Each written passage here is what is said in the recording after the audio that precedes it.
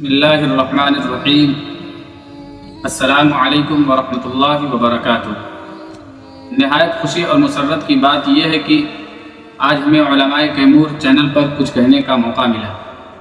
جیسا کہ آپ حضرات اس سے پہلے ہمارے بڑے بھائی حضرت مولانا رستم ندوی صاحب، اسی طریقے سے حضرت مولانا سرور ندوی صاحب اور ہمارے بڑے بھائی مفتی عاطف قاسمی صاحب کو سماعت فرما رہے تھے،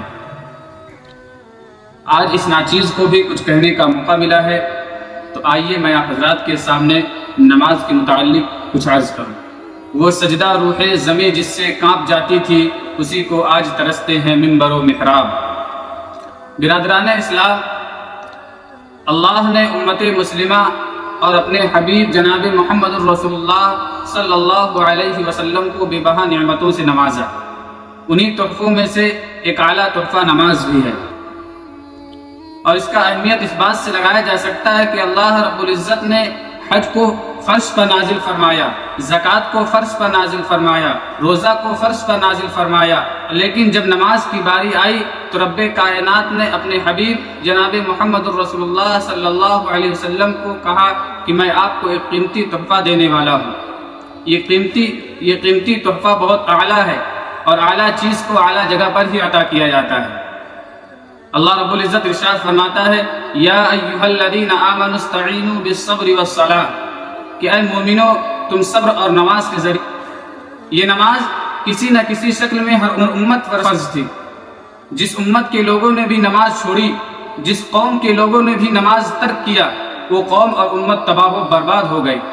حضور صلی اللہ علیہ وسلم نے بھی نماز ادا کی، صحابہ کرام نے بھی نماز کی پابندی کی، اولیاء کرام نے بھی نماز کو اختیار کیا۔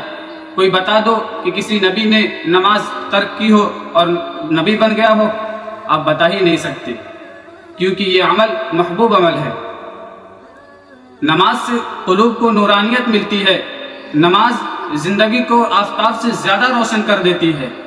اللہ کے رسول جناب محمد الرسول اللہ صلی اللہ علیہ وسلم ارشاد فرماتے ہیں، بین العبد و بین الکفر ترک الصلاۃ، بندے اور کفر کے درمیان فرق صرف نماز کا چھوڑ دینا ہے۔ اللہ کے رسول جناب محمد الرسول اللہ صلی اللہ علیہ وسلم ایک اور جگہ ارشاد فرماتے ہیں، من ترک الصلاۃ متعمدا فقد کفر، جس شخص نے جان بوجھ کر نماز چھوڑی گویا کہ اس نے کفر کیا۔ جناب محمد الرسول اللہ صلی اللہ علیہ وسلم نے ارشاد فرمایا کہ کل قیامت کے دن سب سے پہلے نمازی کا حساب لیا جائے گا۔ جس شخص کا نماز درست ہوگا اس کا سارا اعمال درست ہوگا، اس کا حج بھی قبول ہوگا، روزہ بھی قبول ہوگا، دیگر اعمال صالحہ بھی مقبول ہوں گے۔ جب نماز درست نہ ہوگی تو ہمارے روزہ بھی قبول نہ ہوں گے، زکوٰۃ بھی قبول نہ ہوگی، حج بھی قبول نہ ہوگا، لیکن اگر نماز درست ہے تو سارے اعمال قبول ہوں گے۔ بزرگوں اور دوستوں، حضرت پیران پیر شیخ عبد القادر جیلانی رحمۃ اللہ علیہ فرماتے ہیں کہ جس شخص نے ایک وقت کی نماز چھوڑ دی، اس کی نحوست 40 گھروں تک پہنچتی ہے۔ تو جس گھر کے سارے ہی لوگ ساری نمازیں چھوڑ دیتے ہیں تو اس گھر کی نحوست کا کیا عالم ہوگا۔ لیکن اگر نماز درست ہے تو سارے اعمال قبول ہوں گے۔ اگر نماز درست نہ ہوگی تو کل قیامت کے دن سختی کے ساتھ امتحان ہوگا۔ اللہ تعالی ہم سب کے امتحان کو آسانی فرمائے اور ہمیں نماز کا پابند بنائے، اور ہمیں جناب محمد رسول اللہ صلی اللہ علیہ وسلم کی سنتوں پر عمل کرنے کی توفیق عطا فرمائے۔